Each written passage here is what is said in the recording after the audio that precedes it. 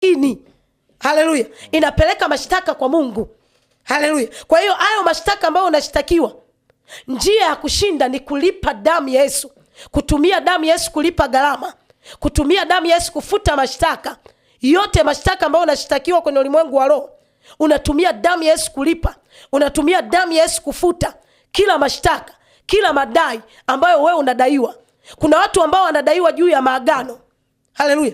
Imefika kabla hajaokoka kuna maagano walifanya. Haleluya. Unajua kuna wale ambao wanadaiwa maagano hata kwenye mahusiano tu.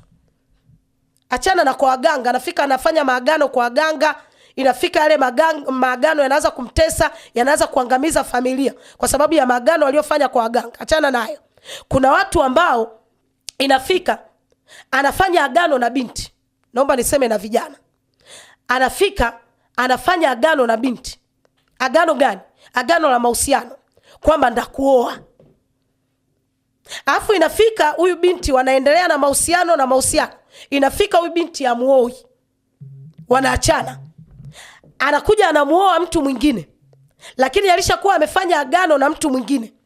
Bwana Yesu asifiwe. Manake yule ambao ulifanya naye agano mara ya kwanza ana uhalali wa kukudai.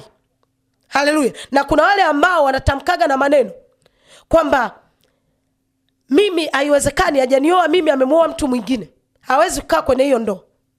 Haleluya. Bwana Yesu asifiwe. Ni maneno yaliyotamkwa. Lakini haya maneno yamepata uhalali. Uhalali upi? Kutokana na agano ambalo ulikuwa umefanya mwenyewe kwamba utamuoa, lakini hujamuoa. Inafika huyu uliomuoa, ndoa haikaliki. Ndoa inakuwa chungu. Ukai kwa amani, ukai kwa furaha. Yale maneno yanakutesa. Lile agano ambalo ulifanya mwenyewe linakutesa.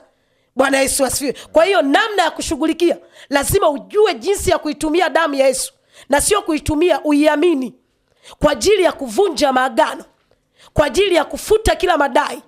Yapo madai ambayo yanadai juu ya maisha ya watu. Haleluya. Kuna wale ambao anafika anamfanyia mtu jambo ambalo sio zuri. Haleluya.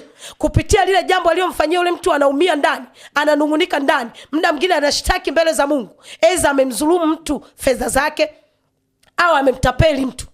Bwana Yesu asifiwe. Yale ni madai ambayo yanaenda kwenye kesi kwenye ulimwengu wa roho kwa ajili ya kumshtakia Mungu. Kupitia kile ulichokifanya, maana yake kinasimama sasa kukufunga. Kuna mtu hajanielewa. Biblia inasema hivi, Kain akamuua ndugu yake Habili. Haleluya. Mungu alimwambiaje? Alimwambia damu ya ndugu yako inanililia kutoka kwenye ardhi. Haleluya. Hutafanikiwa katika nchi.